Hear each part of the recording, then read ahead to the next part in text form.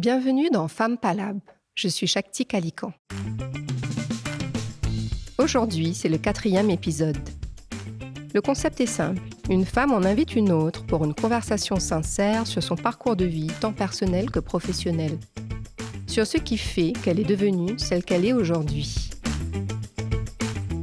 Alors pourquoi j'ai créé Femmes Palab ? Parce que notre chemin est fait d'une succession de hasards, de coïncidences. Parce que des grands chapitres de vie commencent certaines fois par une conversation de couloir où l'on a osé dire oui. Parce que nos histoires peuvent nous paraître banales et sans intérêt, mais ces histoires avec un petit H, quand elles sont toutes tissées ensemble, deviennent la grande histoire. Parce que la découverte d'un nouveau monde peut commencer en ouvrant une armoire. Et parce qu'une petite mouche qui sait nager peut remettre en question l'ordre établi. Et puis Femmes Palab, parce qu'on est tellement plus que ça. Pour ce 4e épisode, j'ai choisi de converser avec Vijaya Tilok. C'est parti. Vijaya, tu es mon invitée aujourd'hui parce que tu es une femme que j'admire beaucoup. J'ai eu l'occasion de lire plusieurs de tes ouvrages, des articles que tu as écrits. C'est vrai que ton travail de recherche est particulièrement passionnant. Mais je t'ai invitée aujourd'hui parce que ce qui m'intéresse de parler avec toi aujourd'hui, c'est vraiment qui est cette personne derrière ses écrits. Alors pour les gens qui ne te connaissent pas, tu es historienne, tu as écrit de nombreux ouvrages sur l'esclavage, sur la période de l'esclavage à Maurice, sur les travailleurs engagés. Tu as présidé aussi le Truth and Justice Commission, qui a fait un travail colossal pour nous faire comprendre aussi comment notre histoire a encore des conséquences sur la société actuelle dans laquelle on vit. Tu as participé à tout ce travail de recherche qui a permis au Morne et à la Prabhasigat de devenir des sites classés au patrimoine mondial de l'UNESCO. Tu as fondé un centre de recherche. Enfin voilà, donc si on connaît mieux notre histoire, c'est aussi grâce à toi. Je vais donner aussi tous les liens vers les ouvrages que tu as écrits, les articles qu'on peut trouver en ligne sur le site internet. Et moi, j'ai fait des études d'histoire. Et donc, c'est pour ça que ça m'a amenée, comme je m'intéresse beaucoup à l'histoire de Maurice, à découvrir tes ouvrages et à te découvrir aussi. Alors, c'est vrai que donc toi, tu travailles plutôt sur l'histoire avec un grand H. Et aujourd'hui, ce qui m'intéresse, c'est plutôt ton histoire à toi. Comme je disais, qui est cette personne derrière toute cette recherche. Peut-être qu'on peut commencer en me disant, en nous racontant un peu comment tu as décidé de faire des études d'histoire. Qu'est-ce qui t'a poussé dans cette direction-là ? Je vais t'avouer une chose. Je n'ai jamais pensé que j'allais devenir historienne. Je n'avais jamais voulu être historienne. C'est arrivé comme ça par toutes sortes de coïncidences et d'opportunités. À l'école, je faisais l'histoire et la géographie. Et malheureusement, j'ai mal travaillé en géographie que j'aimais le plus. J'ai mieux travaillé en histoire, donc c'était logique que j'aille étudier l'histoire pour la HSI. C'est comme ça que j'ai continué sur ce domaine, mais si j'avais mieux travaillé en géographie, c'est ça que j'aurais choisi. Parce que j'aimais beaucoup explorer, j'aimais étudier les cartes, j'aimais voyager, j'aimais dessiner les cartes. Et c'est ça qui m'a vraiment m'intéressé.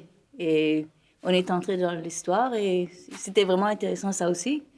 Mais ce n'était pas ce que j'avais dans ma tête quand j'avais 15 ans, 16 ans. Donc c'est ça la première chose. Et puis, quand je faisais les classes d'histoire, on avait des profs vraiment très, très intéressants. Il y avait une Américaine et une Kenyane, parce que j'ai étudié au Kenya. Et c'est ça qui m'a vraiment encouragée.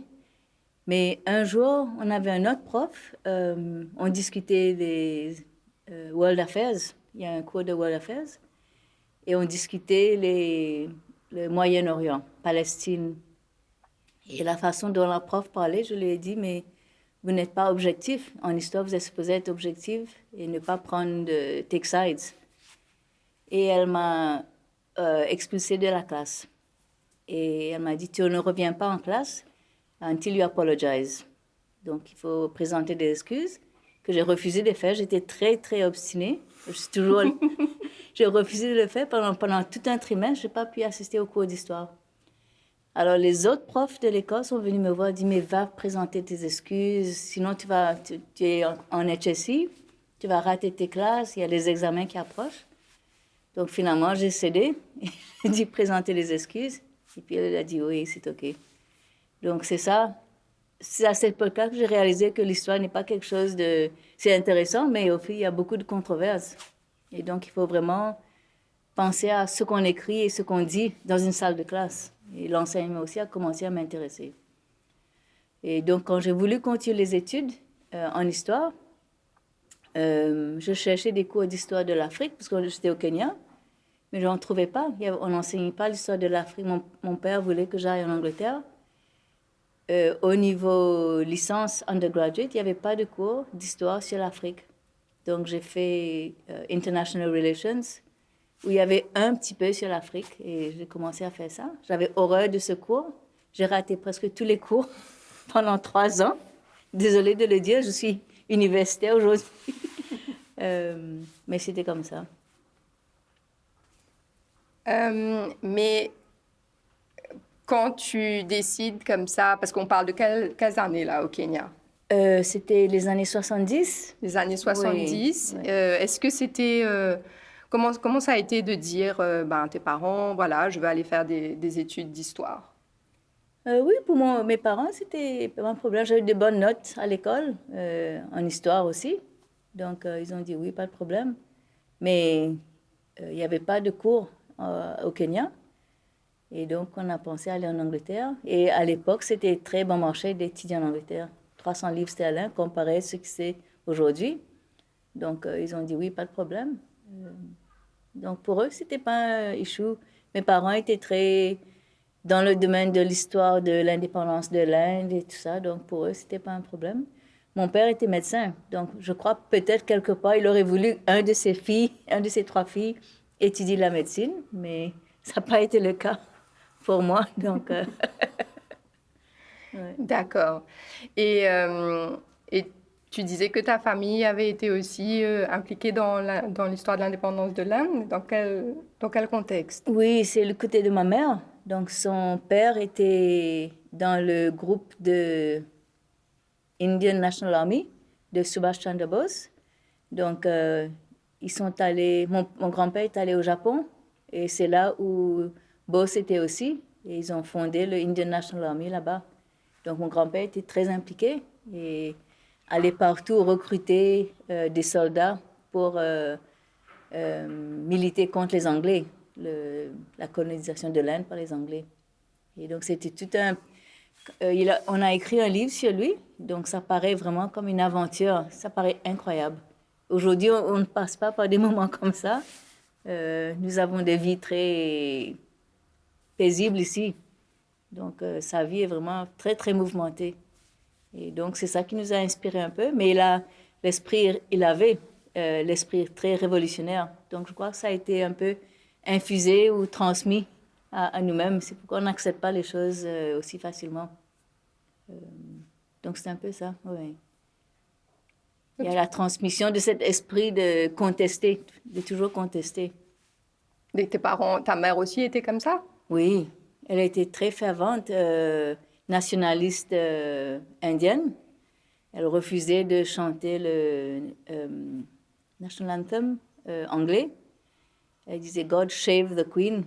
Donc, et puis elle nous enseignait toutes sortes de chansons patriotiques quand on était petites.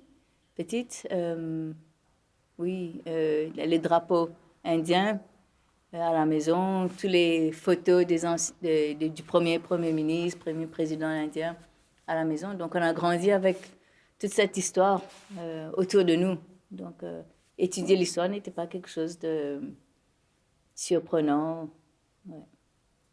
Et mais comment ça se fait que si ta mère était indienne et que vous avez vécu au Kenya, À quel moment se fait le retour à Maurice ou... Oui, donc mon père était médecin à Maurice et c'est là où il a rencontré ma mère, parce que ma mère était venue avec son père comme au commissaire indien à Maurice. Et donc en 1968, je crois, il était officier au ministère de la Santé. Et je ne sais pas, il a eu un problème au ministère, il a démissionné et il a cherché un travail aux Nations Unies. Donc il a eu un poste au Congo-Brazzaville. Donc toute la famille a émigré en 68 au Congo-Brazzaville.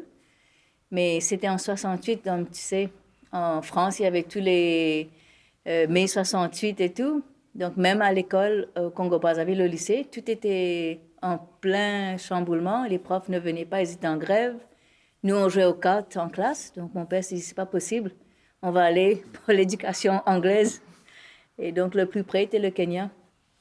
Et on s'est retrouvés, je me suis retrouvée dans un boarding school au Kenya. Donc c'est comme ça que j'ai atterri là-bas. Et lui, après quelques ans, ma mère était très triste d'avoir ses enfants partir. Donc il a demandé un transfert pour l'Afrique de l'Est qu'il a eu. Et donc on était un peu plus près des parents. Mais donc, à quel moment tu as commencé à vivre à Maurice, toi? On est retourné à Maurice après mes études et mon père a pris sa retraite de l'OMS en 1980, je crois. Et c'est là où moi aussi mes études étaient terminées. Donc je suis rentrée à Maurice. Nous sommes tous rentrés à Maurice en 1980. D'accord, non. Ouais. 1900. Donc, tu es rentré vivre à Maurice, en fait, adulte. Oui, oui. On a passé toute l'enfance, je crois, à l'extérieur de Maurice. Après l'âge de 12 ans environ, de 12 ans à 22 ans. Ouais. Mais comment c'est de rentrer à Maurice quand on a été façonné à l'adolescence, jeune adulte, Oui. les études, tout ça à l'étranger et qu'on rentre dans la société mauricienne dans les années 80? Tu sais, dans dans l'avion où je rentrais, il y avait un couple à côté de moi, mauricien. Alors je dis, mais je retourne à Maurice après des années. Alors ils ont commandé un drink. Ils m'ont donné, you will need this. Je ne vais pas te dire le nom du couple, un couple très connu. Donc, you will need this. Je dis, OK, merci. Et ils avaient raison? Je crois. Parce que le lendemain, j'ai marché, j'habite à Quatre-Bornes.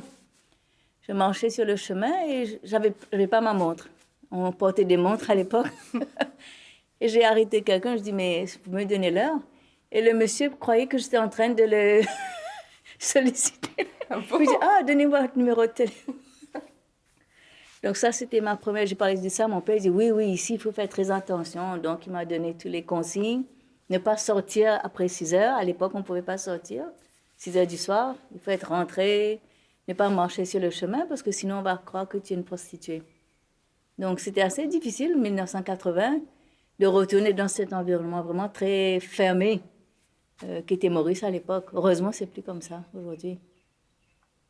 Oui, aujourd'hui, enfin, je sais pas, hein, parce qu'aujourd'hui, c'est ce qu'on dit encore aux jeunes filles, la nuit, tu peux pas sortir dans la rue.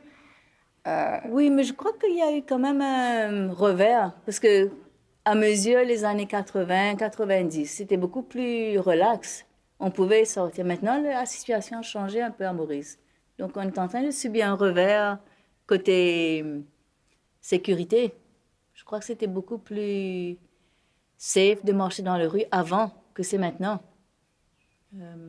Quelque chose a changé à Maurice, mais je ne suis pas trop sûre. Qu'est-ce qui est arrivé? Dis-moi, quand tu rentres comme ça dans les années début 80, donc, tu rentres directement à l'université de Maurice? Non, après ma licence, j'ai fait un PGC dans l'enseignement de l'histoire. Et donc, quand je suis rentrée à Maurice, mon père me dit, tu sais, il y a très peu de personnes qui ont étudié l'histoire et qui ont un PGC. Donc, ce ne sera pas difficile de trouver du travail dans les écoles. Et donc, j'ai fait application quand il y avait des postes. Et donc, je suis entrée au MGI comme prof d'histoire dans le secondaire à Moka. Donc, c'est comme ça. Et puis après, ben, avec les choses qui sont déroulées, on a eu une bourse, je suis partie faire maîtrise. Et puis après, c'est seulement après que je suis rentrée à l'université. D'accord. Et quand tu pars comme ça à l'université et que tu commences à faire de la recherche sur Maurice, comme je disais au début, pendant l'introduction, tu as beaucoup travaillé sur la période de l'esclavage. Qu'est-ce qui fait que c'est ce sujet, ou Ben, cette période en tout cas, oui. qui t'intéresse? Au fait, quand là, j'avais fait l'entrevue au MGI, les personnes qui avaient fait l'entrevue m'ont dit, mais vous savez, il n'y a pas de livre sur l'histoire de Maurice pour les enfants. Comment vous allez faire? J'ai dit, ben, il faudra aller aux archives et faire les recherches. Alors, ils ont tous commencé à rire. Alors, je n'avais pas trop compris. Ils me disent, oui, vous savez, chaque prof d'histoire vient ici et dit la même chose, qu'ils vont faire des recherches. Mais au fait, ils ne font absolument rien. Ils font que reproduire les autres livres qu'il y a. Alors, je me suis dit, non, mais moi, je vais le faire. Et donc, la recherche a commencé à l'école, en préparant les notes pour les enfants. Et un jour, le directeur, qui était M. Bissondehal, m'a dit que la MBC veut faire une émission sur l'histoire de Maurice. Est-ce que vous êtes intéressé? Donc, là, on a commencé la série qui s'appelait Connaissance de l'histoire de Maurice. Donc, on a fait, je crois, c'était 8 émissions, et sur chaque district de Maurice. Et là, ça a été vraiment quelque chose d'incroyable parce que quand je préparais les notes pour le script, je réalisais que pour une période de l'histoire, on n'avait absolument rien. Et c'était la période après l'abolition de l'esclavage. On a beaucoup parlé de l'esclave, mais quand on s'est dit, mais où est passé l'esclave après? On ne trouvait absolument rien. On voulait parler aux soi-disant descendants d'esclaves, mais personne ne voulait en parler. Et c'est là que je me suis dit, mais il y a une lacune dans les livres d'histoire. On ne trouvait absolument rien. Et c'est là que j'ai pensé à faire des études plus poussées. Et j'ai eu la chance d'aller en Angleterre et faire mon doctorat là-bas, sur cette période. D'accord. Donc, tout comme c'est intéressant parce qu'on a l'impression souvent que les gens ont dans leur tête un plan de carrière très précis et que donc ils travaillent pour atteindre cet objectif. Oui. Alors que là, finalement, tu me dis, tu es une sommité dans le domaine historique, mais que finalement, si tu avais mieux travaillé en géographie, tu serais devenu géographe. Oui, absolument. Et que tout ce travail que tu as fait sur la période de l'esclavage, ben, c'est en te rendant compte qu'il n'y avait pas d'information, qu'une chose en amenant l'autre. Oui. C'était plus par, je ne sais pas comment on va appeler ça, coïncidence, qu'il n'y avait pas... Et puis j'avais vécu en Afrique, donc je voulais continuer à étudier l'Afrique et l'apport africain à Maurice. Et que je trouvais qu'il n'y avait pas vraiment grand-chose. Que les gens ne comprenaient pas l'Afrique. On me disait souvent, oui, mais est-ce qu'il y a des maisons en dur en Afrique? Je dis, mais bien sûr, c'est pas... Ils avaient l'idée que l'Afrique, c'est la jungle. Les gens vivent dans des huttes. Et ce n'est pas le cas. Beaucoup plus développé que Maurice. Donc, je voulais quand même montrer un peu de l'Afrique à Maurice. Mais c'est vrai, ça a été plutôt des opportunités, par exemple, faire cette émission Connaissance de Maurice. Si je n'avais pas fait ça, je ne me serais pas rendu compte qu'il y avait quand même cette lacune. Et ça ne m'aurait pas entraîné à faire des études là-dessus. Et c'est ça qui a tout entraîné. Donc, c'est vraiment une série de coïncidences et d'opportunités qui m'a menée vers ce que j'ai fait après. Ce n'est pas quelque chose qui a été planifié dès le début. Ouais. Pas du tout. Et alors justement, ces coïncidences, ces opportunités que tu as su saisir ou que tu as pu saisir aussi, parce que c'est vrai que ça dépend aussi de ton contexte de vie, ton contexte familial. Est-ce que tu peux partir? Est-ce que tu as les moyens de le faire? Est-ce que tu as le temps de le faire, etc. Qu'est-ce qui fait, tu penses, que tu as toujours continué à avancer? Je crois que j'ai été aidée, ou poussée plutôt, par beaucoup de personnes. Par exemple, je te parlais des études. Quand j'avais terminé cette série au MGI, je crois que l'ambassade américaine avait envoyé un call for Fulbright scholarships. Alors, le directeur, toujours, M. Bissondehal, me dit, mais il faut appeler. Je dis, non, mais ça ne m'intéresse pas. Je ne suis pas intéressée à aller aux États-Unis. L'Amérique, c'est capitaliste et ça ne m'intéresse pas du tout. Et il m'a dit, non, mais apply quand même. Bon, j'ai appelé juste pour faire le MGI plaisir. C'était mon employeur à l'époque. Et malheureusement, j'ai eu la bourse. J'ai dit non, mais je refuse, je ne veux pas aller. Je vous ai déjà dit, ça ne m'intéresse pas. Ils ont appelé mes parents, le MGI. Ils ont dit, votre fille a refusé une bourse Fulbright. Mon père me dit, quoi, tu as refusé une bourse? Je dis, ben, je ne suis pas intéressée par les études académiques. Et ma mère me regarde, me dit, mais tu peux aller, mais tu promets de retourner à Maurice. Je dis, oui, bien sûr. Et malheureusement pour elle, j'ai rencontré mon futur mari là-bas. Et donc, quand je suis rentrée à Maurice, parce qu'on a un bond, qu'il fallait retourner dans son pays d'origine, ma mère me dit, ben, maintenant, tu te rappelles de ta promesse de retourner à Maurice? Je dis, oui, oui, je vais rester à Maurice. Et comme ça, j'ai fait la bourse, je me suis mariée, mais éventuellement, je suis retournée à Maurice. Donc, et c'est là que j'ai intégré l'université, malgré le fait que je travaillais pour le MGI, qui n'était pas très content à l'époque, que j'avais quitté le MGI pour venir à l'université. Ouais. Donc, c'est ça, un peu le début des recherches que j'ai continuées sur l'histoire de l'esclavage. Et à l'université, à cette époque-là, enfin, j'imagine, certainement encore aujourd'hui, enfin, moi, je le vois plutôt comme un monde assez fermé, où il y a une vraie hiérarchie, où c'est beaucoup d'hommes aussi. Est-ce que c'est quelque chose que tu as dû savoir naviguer dans cette carrière que tu as eue ensuite là-bas? Enfin, je vais commencer au début, parce que là aussi, j'avais aucune intention d'aller travailler à l'université. C'est pas, encore une fois, une coïncidence. J'avais terminé mon doctorat, j'étais à la maison avec le MGI, et il y avait la doyenne Vidula Nabab Singh. Elle m'a appelé un jour et elle me dit, mais tu sais, il y a une étudiante qui veut travailler sur l'histoire orale, mais personne ne veut la supervise pour sa dissertation parce qu'ils disent que l'histoire orale, c'est pas l'histoire. Est-ce que tu peux l'aider? Je dis, ben oui, je suis à la maison, mes enfants étaient tout petits, donc je pouvais l'aider. Et je l'ai aidée, elle a complété sa dissertation. Et après, on me dit, mais tu as un doctorat, mais pourquoi tu t'assieds à la maison? Viens enseigner part-time.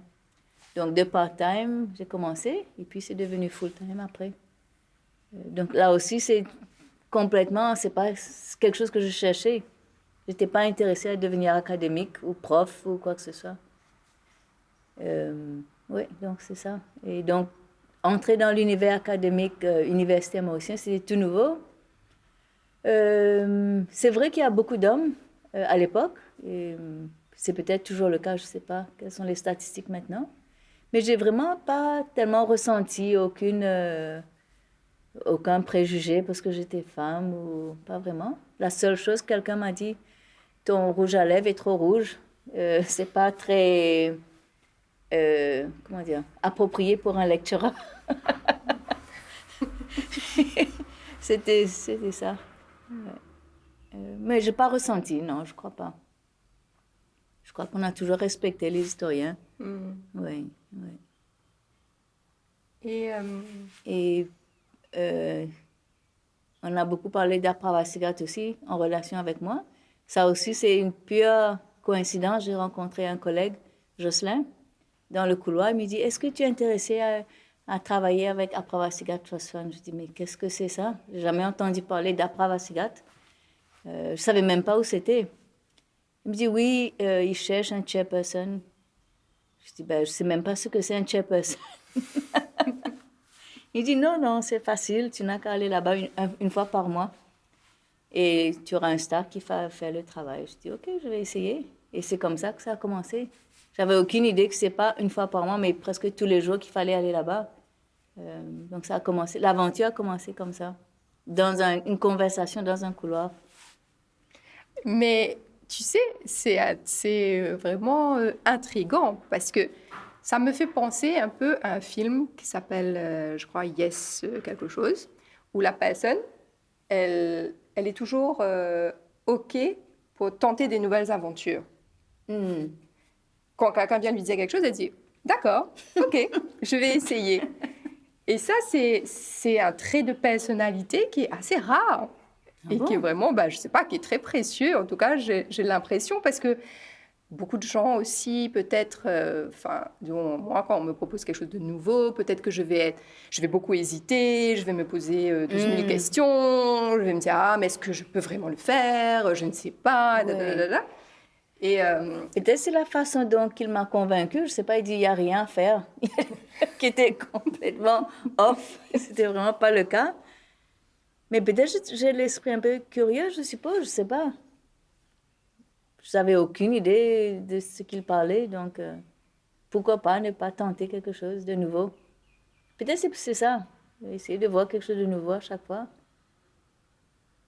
Je parce sais pas, que ouais. comment il doit y avoir effectivement un grand esprit de curiosité et puis une envie surtout aussi d'essayer des choses nouvelles.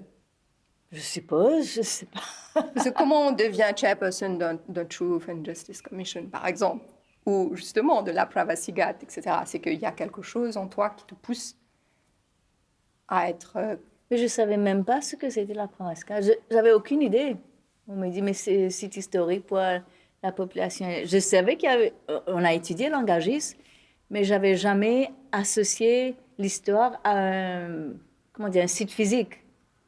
Ça m'est jamais venu à l'esprit d'aller chercher des ruines ou jamais. J'avais pas ce. C'est arrivé comme ça. C'est quand je suis rentrée là-bas, on me dit, mais l'architecte me dit, mais quelles sont les mesures, quels sont les matériaux utilisés pour construire la Presse 4? Je dis, ben, j'ai aucune idée. Je suis intéressée par l'histoire des engagés, mais pas le bâtiment physique. Alors, il était très surpris. C'est là que ça m'a ouvert un autre monde, encore une fois. Et c'est là que tout a commencé avec le travail d'archéologie que j'avais jamais même imaginé à faire à Maurice. Donc ça, c'était un autre monde qui a été ouvert. Il y a d'autres mondes qui, je crois, restent à être ouverts aussi, mais c'était vraiment incroyable. Et on a vraiment pu, avec les médias qui ont aidé, je pense, parce qu'eux-mêmes, les gens disaient, mais l'archéologie, mais qu'est-ce que c'est ça? Vous êtes en train de chercher de l'or? Ils disaient, mais non, on cherche des ruines.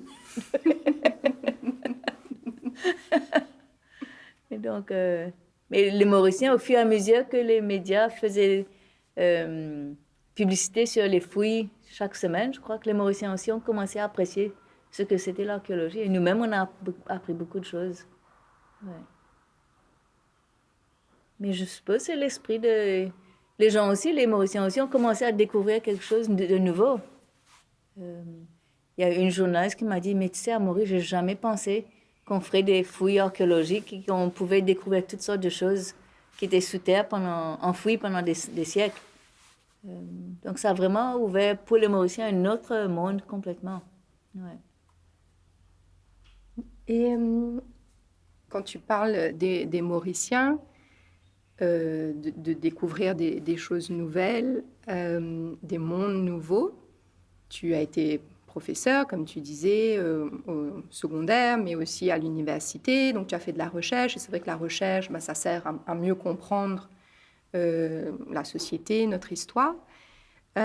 Cette transmission, ça allait d'être quelque chose de très important dans ta vie.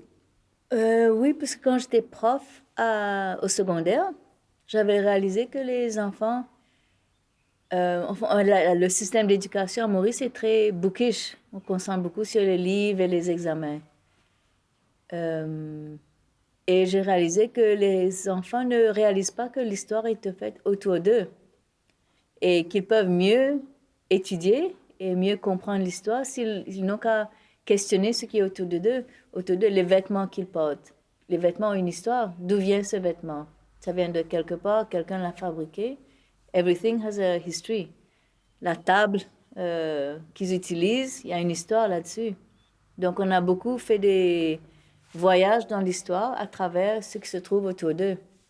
Et je pensais il fallait populariser l'histoire de Maurice, que ça ne reste pas dans des livres très difficiles à lire pour la plupart des Mauriciens.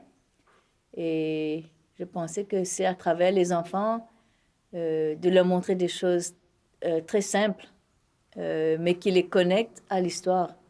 L'histoire de la famille, par exemple, la famille a existé dans le passé, pourquoi ne pas apprendre l'histoire de Maurice à travers leur famille? Donc, les demander de questionner leurs grands-parents, les mamans, les papas, sur leur enfance. Et quand ils ont fait ça, eux-mêmes, ils étaient surpris. Ils m'ont dit, ma grand-mère a commencé à pleurer. Et eux-mêmes, ils ont découvert que leur grand-mère ou leur grand-père était vraiment une mine d'informations. Et c'est là, eux-mêmes, ils ont commencé à écrire leur histoire. Même en langage très simple, mais c'était pas grave. Ils ont compris ce que c'était l'histoire. L'histoire avec un petit H. Mais c'est la collection de toutes ces petites histoires qui peuvent faire la grande histoire. Donc, je crois que c'est important de transmettre l'histoire, mais de le faire d'une façon que ça touche le cœur et l'esprit des jeunes, des Mauriciens. Quand tu regardes autour de toi aujourd'hui, tu as l'impression que les Mauriciens sont connectés à leur histoire? Euh, une partie, oui. Oui, parce que quand je marche sur le chemin, j'entends des gens dire toutes sortes de choses au bazar de Quatre-Bonnes. Oui, nous payons un discount dans l'historien aujourd'hui. Donc, les gens sont conscients qu'il y a des gens qui étudient l'histoire. Ils suivent ce qui se passe, surtout avec le tourisme maintenant. Je crois que les chauffeurs de taxi sont peut-être un des meilleurs historiens. Ils lisent beaucoup et ils doivent servir de guide aux touristes. Donc, je crois qu'il y a un renouvellement, c'est vrai, à travers le tourisme, mais tous ceux qui doivent travailler comme guides ou travailler dans les hôtels, ils sont obligés de connaître l'histoire de Maurice. Donc, je crois que en passant par différents moyens, les gens sont un peu plus conscients. Et maintenant, avec tous ces sites historiques qui deviennent des sites internationaux ou des sites nationaux, les Mauriciens sont un peu plus conscients. Et les médias aussi, bien sûr, qui aident à populariser l'histoire. Mais peut-être qu'il y a aussi beaucoup de mythes et de stéréotypes, de nouveaux stéréotypes que les gens ont développés. Par exemple, ils disent que la Paraska, c'est pour les Indiens ou le monde, c'est pour les créoles. Mais c'est ridicule. C'est l'histoire de tout le monde. Donc ça, c'est un peu chagrinant que ça se passe. On a tendance à communaliser un peu l'histoire. Ouais. Alors justement, il y a un mot qu'on a J'ai pas choisi. répondu à ta question, je crois. Mais si, je te demandais, est-ce que les Mauriciens, tu penses, sont connectés à Ouais. leur histoire? Mais c'est ça qu'on dit leur histoire. Qu'est-ce que ça veut dire ce mot leur? Est-ce que c'est moi, mon histoire? Qu'est-ce que c'est moi, en tant que Mauricienne, en tant qu'hindoue, en tant qu'Indo-Mauricien, en tant que femme, en tant que mère? On a de multiples identités. Donc, je crois que ce serait bien que les Mauriciens se sentent comme Mauriciens, mais avec une identité particulière. Il ne faut pas penser tout le monde doit être pareil. C'est pas nécessaire que tous les Mauriciens soient pareils, ou pas la même langue, et la même religion, ou la même identité. Et c'est ça, je crois que c'est difficile aux Mauriciens, les jeunes surtout. Je crois qu'avec les plus anciens, ils sont bien ancrés dans ce qu'ils sont. Mais pour les jeunes, surtout avec la globalisation, je crois qu'il y a un questionnement, mais qui je suis? Et on a tendance à copier ce qu'on voit sur les médias. Et ça, c'est un peu dangereux, je pense. Parce qu'on a tendance à oublier ce qui s'est arrivé dans le passé. Et les traditions du passé, les mœurs qui ont évolué à Maurice. C'est pas nécessaire de copier ce qu'on voit sur YouTube ou l'Internet. Donc ça, je crois qu'il faut une autre type d'éducation pour les jeunes. Je crois que ça manque. J'ai 2 sœurs qui étaient profs à l'école et ils m'ont tous dit que c'est avec les filles qu'on a le plus de problèmes maintenant. Donc là, c'est quelque chose qu'il faut vraiment adresser, je pense. Faire une très bonne étude sur les mœurs, qu'est-ce qui influence les filles à Maurice. Les grossesses précoces, et ça, c'est vraiment inquiétant.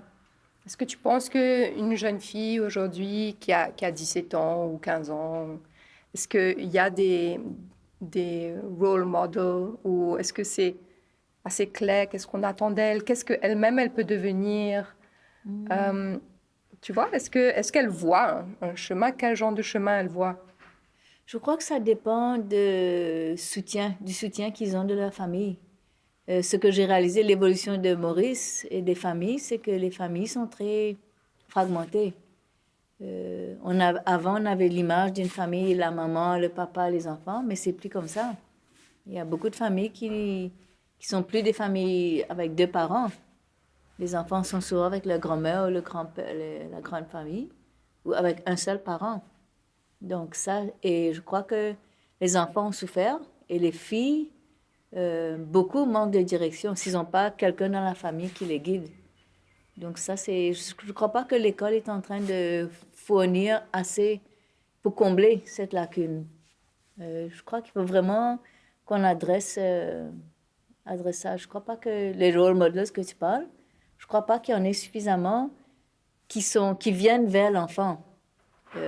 C'est vrai, dans les médias, c'est là, mais comment arriver à ce role model? C'est ça qui manque, les étapes, comment aider la fille, les filles à combler les différents problèmes qu'ils ont, côté social, côté familial. C'est pas assez de donner des allocations familiales. Je crois qu'à l'école, il faut faire beaucoup plus. Je crois que l'école de demain doit être une école beaucoup plus socially, qui s'adresse aux problèmes de l'enfant. Donc, c'est vrai, on dit que les filles étudient mieux ou ont des meilleurs résultats, mais il y a une grande partie des filles, des garçons aussi, qui sont complètement laissés par le système. Encore une fois, on revient à ce que je disais au début, on est focalisé sur les examens, sur les classes traditionnelles. Il faut vraiment repenser l'école aujourd'hui pour aider ces enfants. C'est vraiment chagrinant ce qui se passe.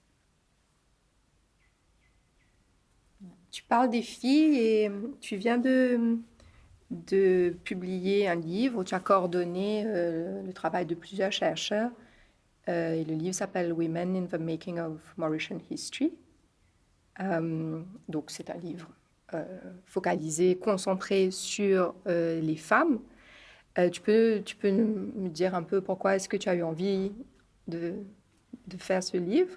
C'est encore une autre coïncidence, parce que j'étais en retraite, j'allais prendre ma retraite de l'université, et je voulais vraiment travailler sur l'histoire des femmes à Maurice pendant bien longtemps. Alors je me suis dit, mais je vais profiter de la période de retraite pour commencer. Et puis il y a eu le confinement, et donc on a passé beaucoup de temps, bien sûr, sur l'Internet, comme tout le monde. Et je regardais des posts que j'avais lus. Je commençais à écrire quelque chose. Et puis, j'ai contacté des personnes sur Facebook. On parlait des filles, jeunes filles, justement. Et je voyais des choses incroyables qu'ont subi les filles à l'école. Et je leur ai contacté à travers Facebook. Je ne les ai toujours pas rencontrées, mais on est devenus amis. On a eu beaucoup de conversations. Alors, je leur ai dit, mais pourquoi ne pas mettre ça sur papier? Au lieu de mettre des posts sur Facebook, convertissez ça en un article ou un papier. Et puisque tout le monde était confiné à la maison, je crois que tout le monde a eu le temps. Et au fur et à mesure, on a ajouté d'autres personnes. Et c'est comme ça que le livre est venu. Tout le monde était assis à la maison. On a eu plein de temps à se parler entre nous, WhatsApp, Facebook, Zoom. Et c'est comme ça que le livre est né. On a ajouté avant, c'était peut-être 6 ou 7 articles. Finalement, je crois qu'on a 18. Donc, c'est pas, comment dire, word of mouth. Chacun dit, ah, mais j'ai une copine qui peut dire ça, un ami qui peut faire ça, l'autre qui peut faire ça. Et c'est comme ça, le livre est venu. Mais on ne s'est jamais rencontrés, physiquement. Et alors, donc, ce livre, dans l'introduction du livre, tu parles finalement, de tout ce travail et du fait que les femmes ont œuvré à l'histoire de Maurice. C'est évident qu'on le dit comme ça, mais que finalement, on les voit très peu. Et on sait très peu de choses d'elles. Oui, enfin, moi-même, j'ai écrit des livres, mais je n'ai pas vraiment concentré sur les femmes parce qu'on a tellement concentré sur les documents écrits et les archives qui ne parlent pas des femmes. C'est incroyable, mais si on va aux archives, dans les livres, il n'y a absolument rien. On parle des femmes sur l'habillement des femmes, sur les recettes, la cuisine, ce que font les femmes, la vaisselle, ou on parle de la beauté des femmes mauriciennes. Mais il y a très peu. Ce qu'ils font à la maison, qu'est-ce qu'ils disent à leur mari ou à leurs enfants, on connaît absolument rien. Donc on s'est dit, mais il faut combler cette lacune et on va créer une petite association et on va commencer à étudier l'histoire de la femme. Et c'est comme ça que ce livre est né. Mais c'est toujours difficile parce que les documents, malheureusement, ne parlent pas de la femme, mais on a dû exploiter des sources peut-être qu'on n'aurait jamais pensé à faire. Par exemple, les actes de notarié. Donc, il y a beaucoup de femmes qui étaient propriétaires. Donc, quand ils ont décédé, ils ont laissé des inventaires de décès. Et quand on a lu ces inventaires, c'était vraiment quelque chose d'incroyable. Mais ça montre que l'histoire des femmes est très différente de l'histoire des hommes. Par exemple, dans une liste des faits, des objets qui appartiennent à une femme, une grande partie, c'est les vêtements. Donc, on donne avec beaucoup de détails ce qui est à l'intérieur de l'armoire d'une femme. Et ça a été vraiment, je me suis dit, mais ça, c'est vraiment l'histoire de la femme. Les vêtements, les bijoux, la vaisselle. Mais si c'était un homme, ce serait complètement différent. Donc, il y a une autre histoire qu'il faut raconter. Quand les femmes ont été arrêtées par la police, par exemple, ben là aussi, tous les complaintes des femmes, elle a volé ma mouchoir, elle a volé mon bijou, des choses comme ça. C'est ça qui est important pour les femmes de l'époque. Le mari était infidèle. C'est ça l'histoire des femmes. Et il faut accepter que l'histoire de la femme, c'est l'histoire très personnelle. Donc la sphère domestique. Oui. Ce qui est personnel et aussi histoire. C'est pas seulement être militaire ou être chef de gouvernement. Ça, c'est l'histoire officielle, je suppose, ou pas personnelle. Mais il faut accepter qu'il y a un autre type d'histoire et c'est aussi important. L'histoire des relations, tout ce qui touche à l'individu. Et même la façon d'écrire doit être différente. On ne va pas mettre des dates comme on fait en histoire, apprendre à la leçon les gouverneurs, etc. C'est pas ça du tout l'histoire de la femme, c'est complètement différent. C'est l'histoire émotionnelle aussi, l'histoire sentimentale, l'histoire de la vie sexuelle. C'est le côté plus intime qu'il faut explorer. Et écrire sur ça, c'est un autre style complètement. Et il faut qu'on l'explore pour Maurice. Et donc ça, c'est quelque chose qui, pour l'instant, est vraiment naissant, qui n'existe pas encore. Oui, enfin, pas pour Maurice. Oui, c'est pour ça. D'autres pour pays, Maurice. oui, mais il faut vraiment on crée quelque chose qui est pour les femmes mauriciennes. Et puis, ce qui est important aussi, c'est qu'à Maurice, il y a des moments où il n'y a pas eu assez de femmes à Maurice. Et donc, comment ça a impacté la société? Le fait qu'il y avait plus d'hommes que de femmes. Et ça a créé toutes sortes de problèmes dans le pays que les administrateurs ont dû gérer. Et c'est ça qui a créé aussi le métissage que les Mauriciens aujourd'hui ne veulent pas accepter. Il y a beaucoup de mélanges qui sont arrivés dans le passé et qu'il faut accepter finalement que c'est le cas. Ça aussi, je crois que ça mérite d'être étudié un peu plus, le métissage. Donc, est-ce que ce serait quelque chose sur lequel tu continuerais à travailler, toi, ou bien tu penses que c'est aussi aux nouveaux chercheurs de continuer? Aux nouveaux chercheurs et des familles, il y a des centaines et des centaines, peut-être des milliers de familles qui sont intéressées de retracer leur généalogie et l'histoire de la famille, mais qui aussi, beaucoup ont des difficultés à accepter qu'il y a eu des mélanges dans la famille. De toutes les communautés à Maurice, à un moment arrivé, à un certain moment, ils voient, ah, il y a telle personne, ils disent, non, mais ça, on va oublier ça, on va continuer. Donc, on a des problèmes à accepter notre propre histoire. Donc, ça, c'est quelque chose d'émotionnel que chaque famille doit décider.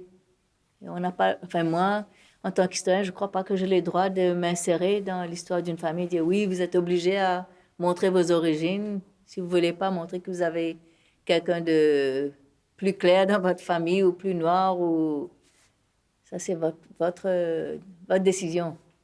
Donc, ça, c'est une autre approche de l'histoire. On ne peut pas tout mettre. Il faut accepter. Il y a une marge de confidentialité. Et éventuellement, ça va être accepté, mais peut-être pas maintenant. Oui. Ça rejoint ce sentiment dont tu parlais un peu plus tôt sur le sentiment d'appartenance, parce que finalement, à Maurice, on a l'habitude de mettre tout le monde dans des cases, Oui. dans des étiquettes. Alors, le travail d'historien aussi passe beaucoup par l'étiquette, où on catégorise Oui, tout, qu'on oui. classe dans les archives, et donc c'est comme ça que ça permet de trouver des choses aussi, de Oui, mettre oui. des étiquettes. Et tu me disais que c'est une question où tu t'interroges beaucoup là-dessus, sur le sentiment d'appartenance. Oui, parce que j'ai 2 enfants. Je ne suis pas mariée à un Mauricien. Et en plus, sa famille était d'origine musulmane. Donc, avoir une femme hindoue épouser quelqu'un d'origine musulmane à Maurice, à l'époque, mes parents ils l'ont rencontré, pour eux, il n'y avait aucun problème. Mais ce n'était pas le cas pour le reste de la famille, sa famille et ma famille. Et donc, ça, c'est une chose. Donc, les enfants, eux, quand ils sont allés à l'école à Maurice, on leur demandait quelle langue vous allez apprendre, les langues orientales. Ça va être le hindi ou le oudou. Alors, le prof m'a appelé, il me dit, vos enfants ne savent pas quelle communauté ils sont. Je dis, mais pour étudier les langues, vous n'êtes pas supposé... un enfant peut apprendre n'importe quelle langue qu'il veut. Ils sont pas supposés être... C'est pas parce que tu es d'une famille hindoue que tu apprends le hindi. Je leur dis, je vais les laisser choisir. Alors, les profs n'ont vraiment pas compris. Alors, un fils a choisi le mandarin, donc il était le seul garçon. Je crois qu'il n'y avait que 2 enfants qui étudient le mandarin, et l'autre a choisi le hindi. Je les laissé choisir. Mais ça, c'est un problème parce que le système est tellement compartimentalisé qu'on n'accepte pas que quelqu'un peut être intéressé par la culture, d'autres cultures. Et mes enfants ont grandi un peu avec ça. Heureusement qu'on a eu une école primaire où tout le monde était un peu mixte. Les parents étaient étrangers ou des familles mixtes. Donc là, ils se sont sentis très à l'aise. Mais c'est vrai, aujourd'hui, quand ils commencent à travailler, on est toujours catégorisés. Donc ils me disent, mais qui nous sommes vraiment? Je dis, ben, vous êtes multilingue, multiculturel. Et c'est ça, d'être mauricien. Parce que à l'origine, les Mauriciens sont mélangés. C'est maintenant qu'on est en train de compartimentaliser les gens, mais vous n'êtes pas obligé d'être dans un compartiment. Et ça ne fait rien si vous êtes a fly in a soup. C'est pas grave. C'est pas quelque chose de négatif. Au contraire, c'est quelque chose de positif. C'est pas un problème. Ça devrait pas être un problème. Accepter ce que vous êtes avec un peu plus d'être plus paisible, de ne pas se sentir que c'est un conflit entre eux. Je n'arrive pas à trouver le mot, mais je vais le trouver. Mais c'est pas facile. Le sentiment qui peut, par exemple, habiter Oui. tes enfants, quand on voit que ce que la société nous renvoie, c'est des boîtes très précises, où les identités sont très précises, ou en tout cas Oui. telles que perçues, Oui. et que si eux ne se sentent pas appartenir à aucune de ces boîtes, autant on peut comprendre au niveau intellectuel que oui, Oui. c'est pas grave, on est métis, Oui, on vient de oui. différents environnements, etc. Mais à vivre tous les jours, le sentiment que ça peut créer en soi, c'est difficile d'être Ben, paisible. Oui, oui. Mais ce que je dis aux enfants, c'est de créer votre propre cercle, votre propre identité, et essayer d'attirer d'autres personnes qui se sentent comme vous. Et les amis qui sont ancrés dans leur propre culture, essayez de leur faire comprendre ce que vous êtes.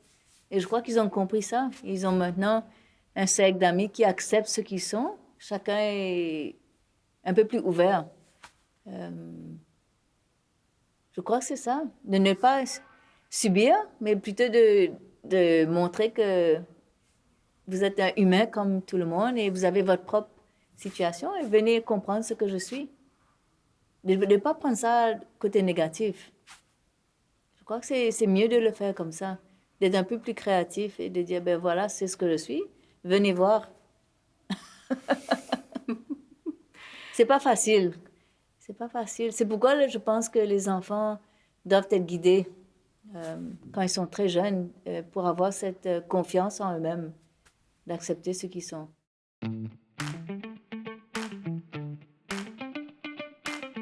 Merci Vijaya d'avoir partagé ce moment avec moi. J'espère que cette écoute pourra nourrir votre réflexion, qu'elle vous donnera envie de croire en vous et d'oser dire oui aux opportunités qui viennent à vous, même quand votre petite voix intérieure vous dit que c'est trop difficile et que vous n'y arriverez pas. Femme Palab est produite par l'Époque Studio, avec le soutien de l'ambassade de France à Maurice. Un grand merci à tous ceux et celles qui ont pris le temps de m'envoyer un commentaire. Votre soutien me fait chaud au cœur et j'ai hâte de lire ce que vous avez pensé de cette nouvelle conversation aujourd'hui. Je vous donne rendez-vous le mois prochain.